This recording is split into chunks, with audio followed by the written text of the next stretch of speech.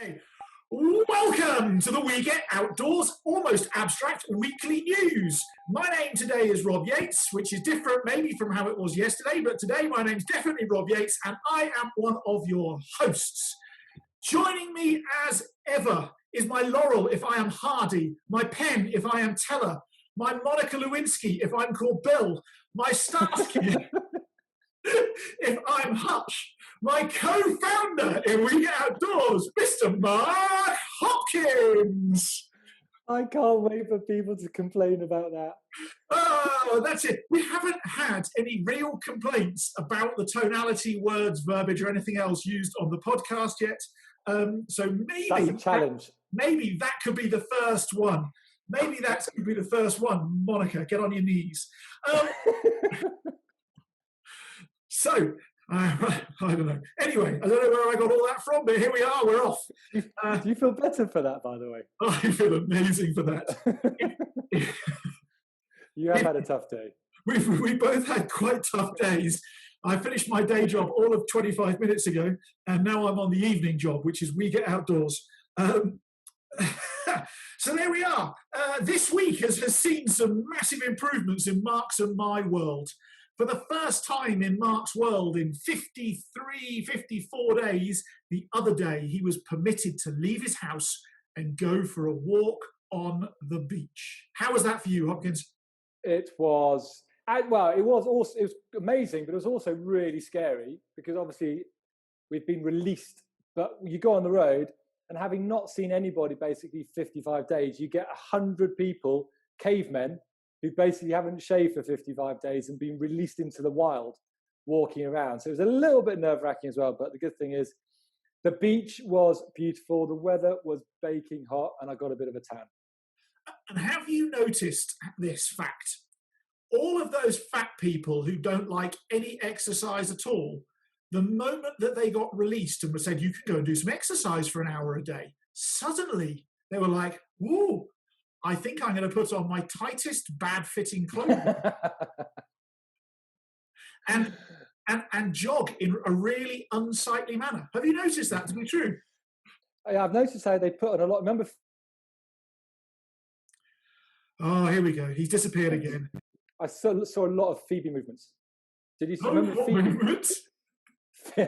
Phoebe from Friends. Do you remember how she ran? No, show me.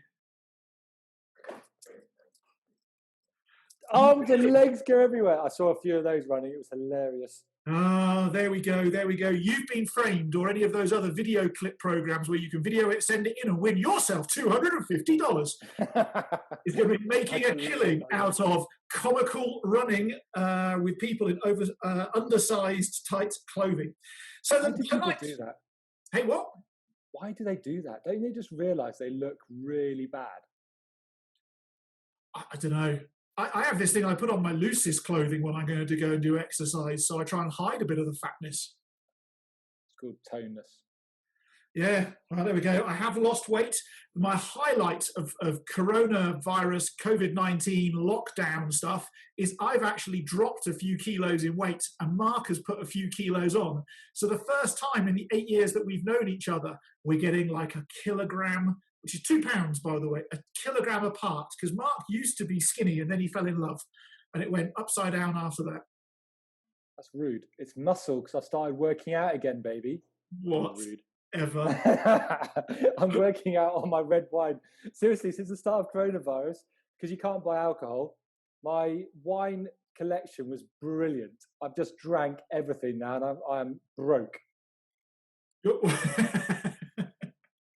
I'm worried about when I have to start drinking cheap whiskey. That's what's about the headaches that will follow. But I'm sticking to the good stuff for the time being. Good job. Come on, let's get on to the news. Right, the news. We're starting tonight with a video that I shared on Facebook, on the Facebook group, We Get Outdoors Tribe group, which you can go and join if you're not already a member. And if you're watching this live, it means you are a member. I put a group on a video on the other day about how animals are taking the world back over again. They are reclaiming territory that once was theirs and they haven't explored in public for ages. Mark, what do you reckon to all that video?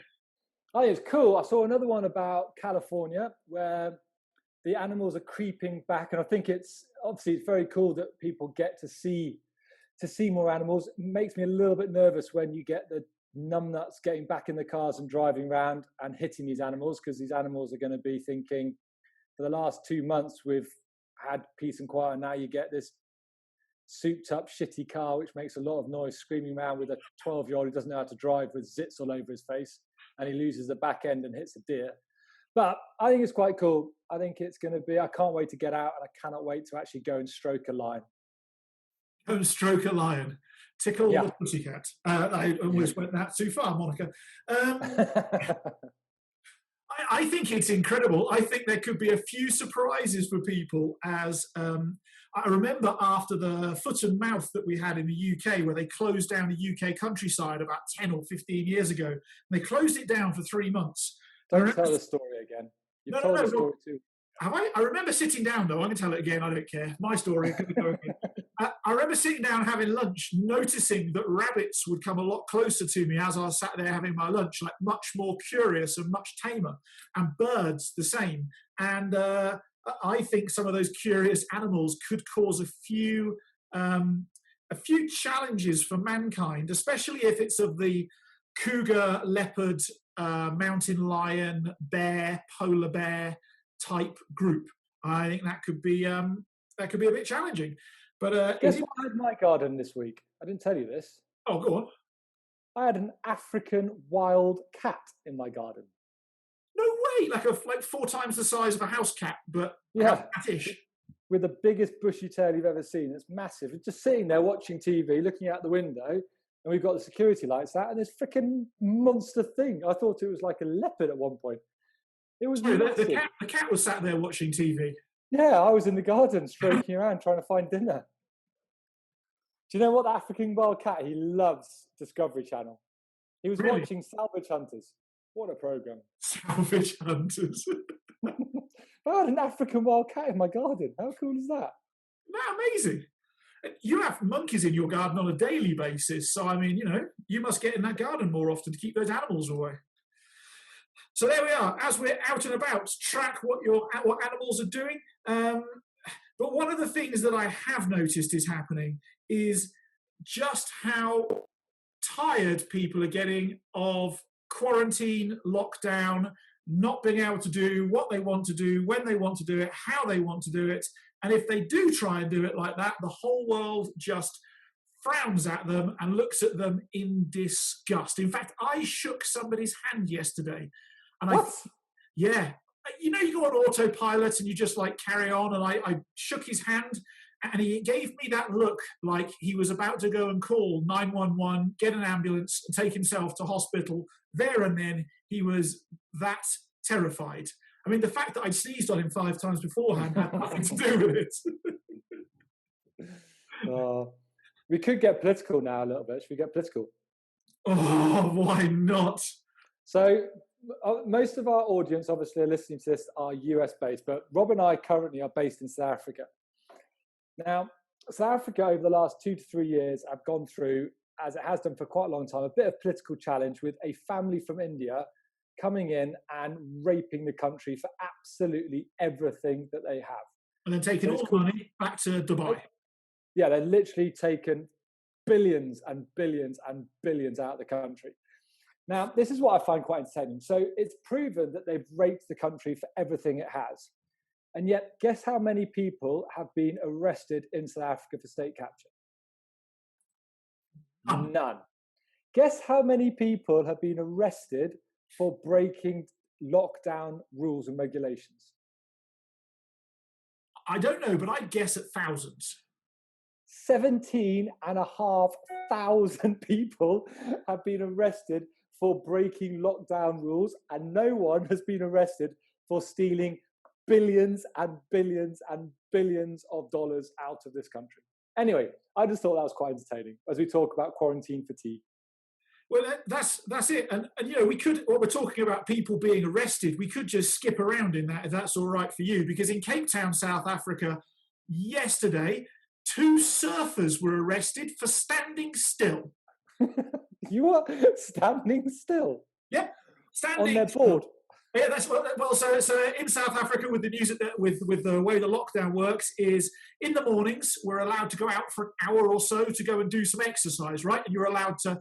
The regulations are very specific. It states you're allowed to cycle, you're allowed to jog or run, and you're allowed to walk within a 5 kilometer radius of your house. That's what the law states. And these surfers are like, that this makes no sense, because if I go surfing, I'm always meters and meters away from other people, and I'm not with the 45,000 other fat people who we've already spoken about, who are badly jogging like Phoebe from Friends along the promenade. I'm actually doing social distancing properly. So they stood there as these 45,000 people on the Cape Town beaches all ran along, on the promenade there, and they weren't social distancing. They were all right next to each other, because if you're that large, it's quite hard to get far away from somebody. And the surfers literally stood there with their board saying, "We protest, let us surf." And so the people who are actually doing social distancing were asking to do something very reasonable, and said that they would move at 9 o'clock in the morning when this all finishes. This curfew sort of time happens. Got arrested at 8:30 in the morning because they weren't exercising, they were stood still, and therefore they were in breach of the law. Love it. The logic behind that is brilliant. Flipping figure it out. Makes no sense.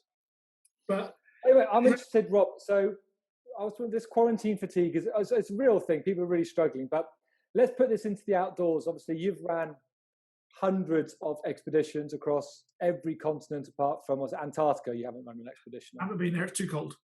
Too cold. Fatigue must be something that people struggle with. Your clients have struggled. You must have some interesting stories of clients who have hit that brick wall with fatigue. Because I know I've had a few moments when I've hit that brick wall.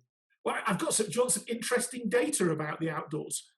Oh, please. Luckily, I've sat here with my wine, so I cannot wait for your data stories. Sit back, roll up your sleeves. Oh, you already done that. Drink some wine. So I spent some of my time in the outdoors. Obviously, if you run outdoor businesses, running businesses with very few or no accidents, incidents, or hospital occurrences is really, really useful to your credibility in the outdoors. Does help. So I spent a lot of time analysing data around when, why, and how accidents happen. And I came up with this phenomenon known as Accident Wednesdays. And so why Wednesday? Well, if you work with school groups in the outdoors, and you're going to work residentially with them, so they're going to come to you and camp with you for a week and do all sorts of cool stuff or whatever it might be. Most accidents happen on day 3, which in a school week would be Wednesday. I then started looking at large events I went to, like sea kayaking symposiums and climbing events and whatever else that happen over a long weekend, and found that most of their accidents happened on day 3. And so what we started to track was that most people who do exercise and go in the outdoors usually get to do it for a weekend, right? They go Saturday, Sunday, maybe Friday night, Saturday, Sunday, but normally only 2 nights in a tent on a thermarest lying on the floor. And then they are tired, they go home, and Monday they feel a bit crappy at work, but they sit at their desk and do their job and recover for 5 days, then press go again.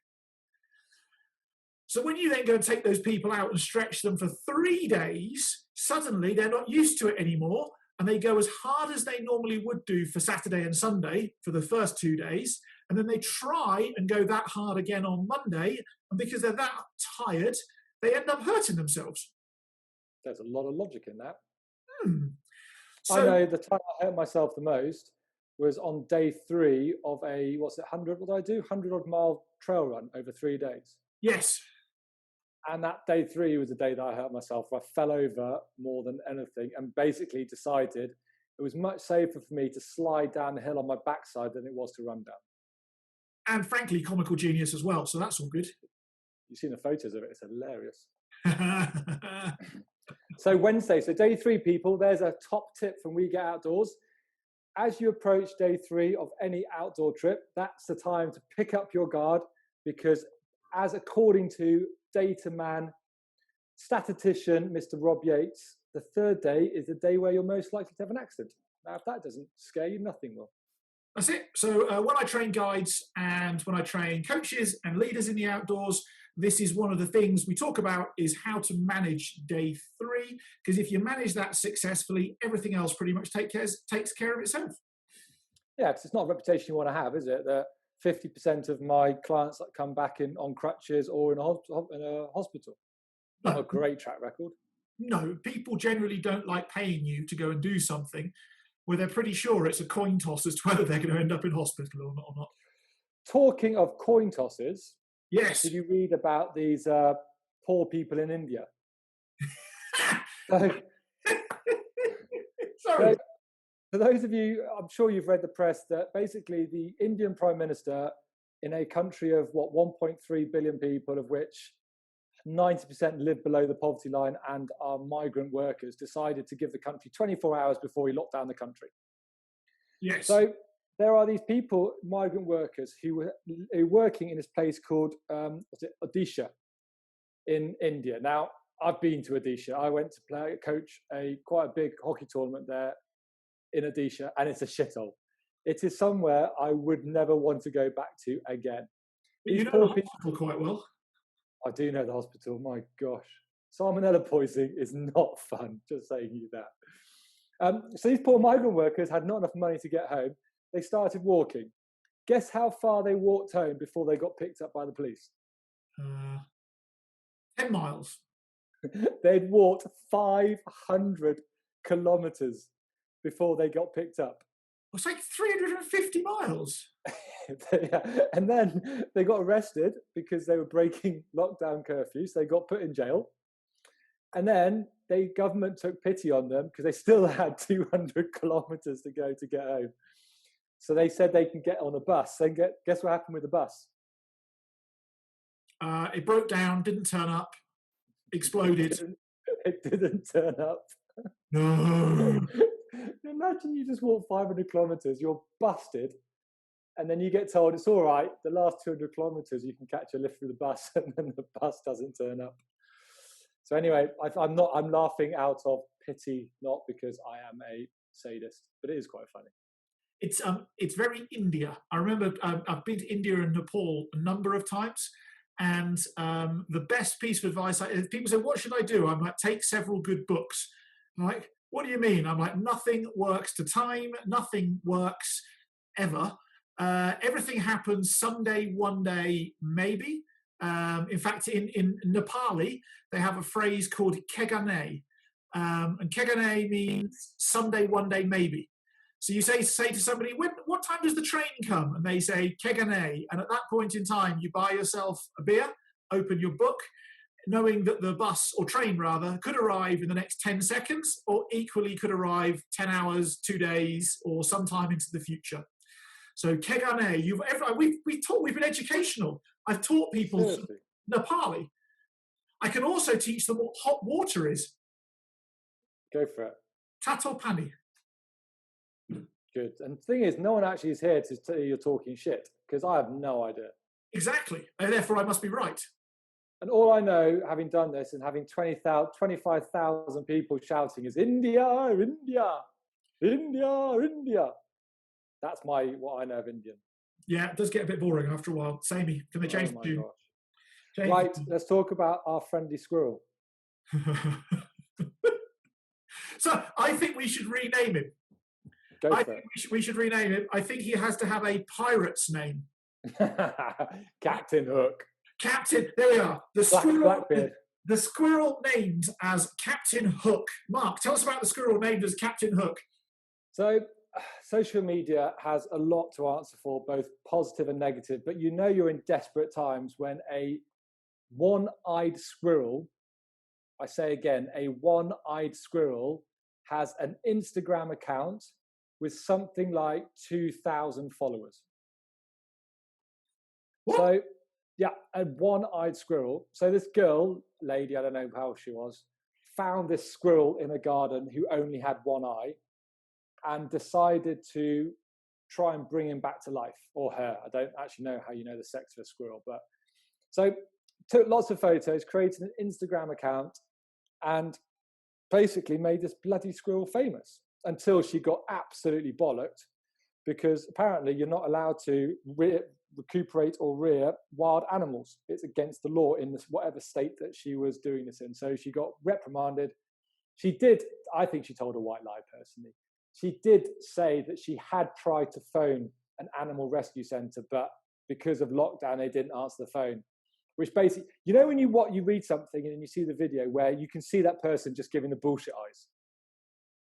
She was saying this, and it went back to the person who runs the shelter, the animal rescue shelter, and you could see her going, "That's bullshit. We were open the whole time. You're lying." I thought you were going to tell me that she tried to call its parents. Excuse me, are you the parents of, are you Mr. and Mrs. Captain Hook? I happen to have found your one-eyed child. Can I help at all? Imagine if you went to the parents and go, yeah, just give me a distinguishing feature so I know that you're actually his parents. I want to get my soapbox a second, Mark, because Corey Cortez has just put something into the comments on Facebook Live. So for those of you who are joining us in Facebook Live, thank you for doing that in the We Get Outdoors tribe. Others of you who want to be named, shamed, or join in on the weekly news can come and join the We Get Outdoors tribe on Facebook. Link in the description below, and then we'll talk about stuff that you share with us. And Corey has just mentioned that Arizona is the most lenient state on the West Coast during lockdown. However, while people are not allowed to go camping in the forest areas there during lockdown, they are allowed to go and, I suppose, explore. And he was just talking to me about the dismay of the amount of abuse and trash or rubbish that's been left behind in the forest with these people who turn up, do what they please, and then just leave all their crap behind. And he's worried that they may well close the forests to everybody before the end of the summer because of it. And frankly, if they're leaving glass and stuff like that behind, Corey, then that even may cause a forest fire, actually, as that magnifies the sun's rays. Now, I'm on my high horse, on my soapbox that I've given myself. This is one of the reasons why we've started We Get Outdoors, because we want to educate people how to go to your forests, how to go to your camp areas, go to your areas of natural countryside and beauty, and know how to use it respectfully, responsibly, and leave it in a state where no harm is done, and they're going to do it because they love the outdoors. These people may well love the outdoors, but nobody's ever really had a chat to them about rights and responsibilities. Yes, you've got a right to be there, but for every one right, there's a responsibility you have to take on your shoulders as well. You have a right to be there, and you have a responsibility to leave it as you find it. Now, I'm preaching to the converted, Mark, because if people listen to this, they're like, here he goes again. But this really is part of this purpose of We Get Outdoors, is to educate. It is to inspire people, but it's to inspire people to go and do cool stuff in a really responsible way. So I had an incident in the outdoors probably about a year and a bit ago. So I went to go and do a hike. I had to drive there, park my car. And as I got out of my car, I looked across and there was this big, like an SUV car. And the window got wound down, and this freaking idiot wound the window down and got all his rubbish and threw it out of his car on the floor in the car park.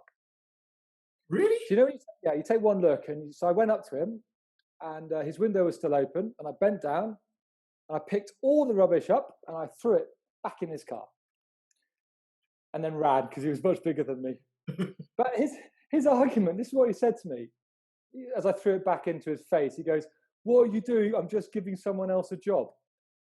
That was his argument for throwing litter out of his car and not putting it in the dustbin, is because he was giving someone else a job to come and clean up after him. And I think that's a little bit what we expect in all aspects of the outdoors. We expect rangers to do things for us. We expect, like when you go and stay in a hut, just when you leave it, freaking clean it. Don't leave your shit lying around. Sweep the floor, make it tired, because guess what? When you enter that hut just before nightfall, guess what? You are knackered, you are broken. And imagine walking in if that place was an absolute shithole.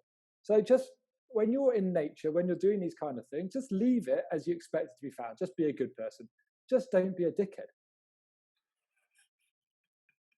very simple. We need to come up with a We Get Outdoors avatar of the outdoor dickhead.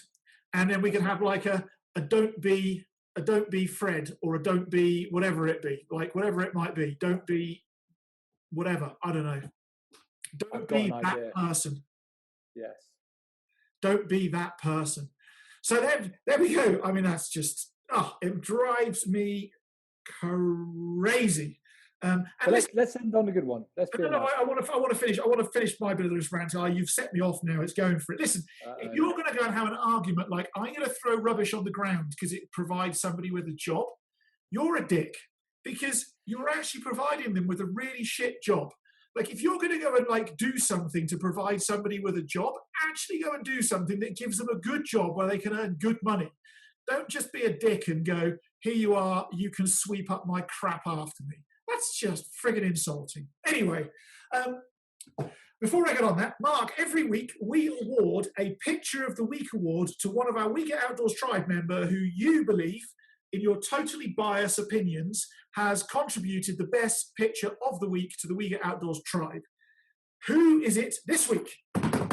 So this week's picture was, I think you and I are both in that stage now where all we want to do is get out. We're just so fed up of being locked in our four walls. We want to go into the bush. We want to go hiking. We want to go and see the fresh air.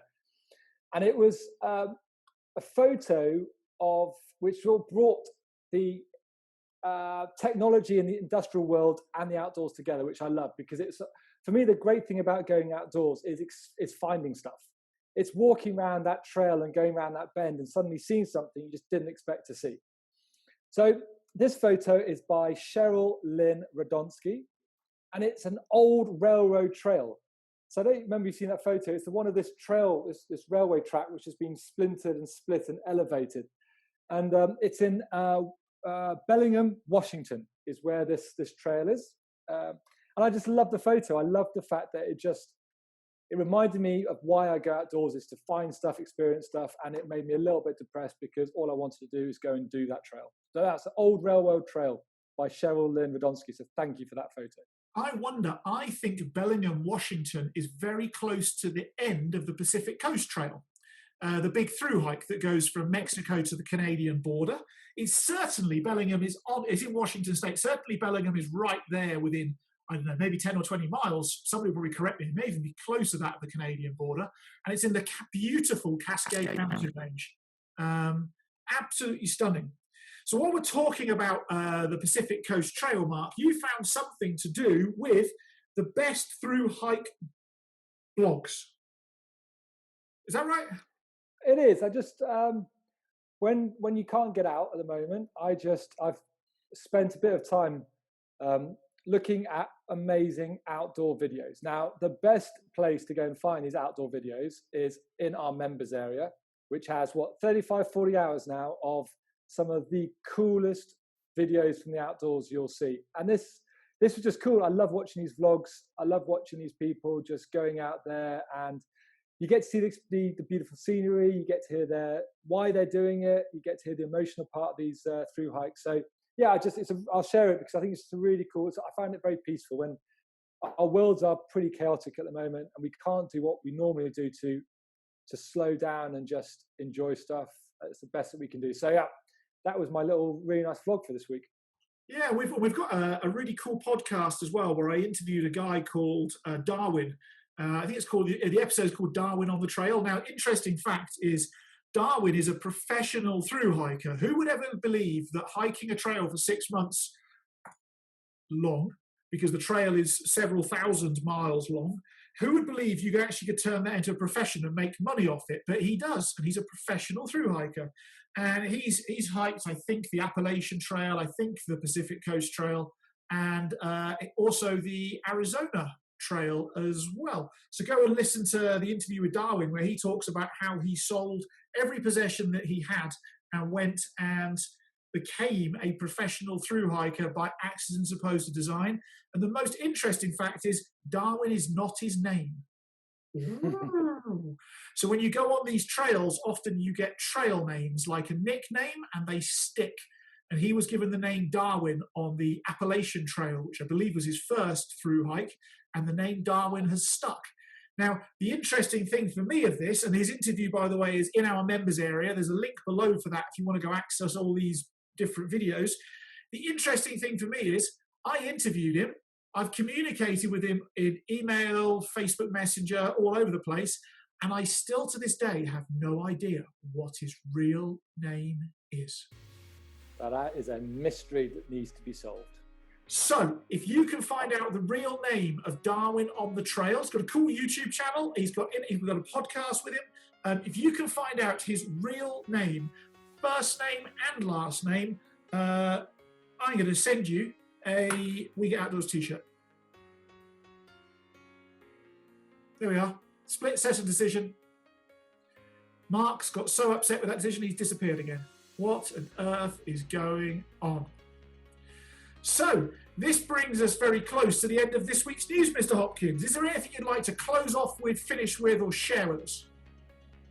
I hope we get at least one complaint from this episode. So if you'd like to complain about this episode, please do us a favour. Don't just click the down thumb on YouTube if you watch it there. Go and write a comment and have a good old whinge. That would promise we'll get back to you. We'll promise. Oh no, I think I might. I think it might be good fun to have a bit of banter and debate. So tonight I'd like to thank my Monica Lewinsky for getting off his knees.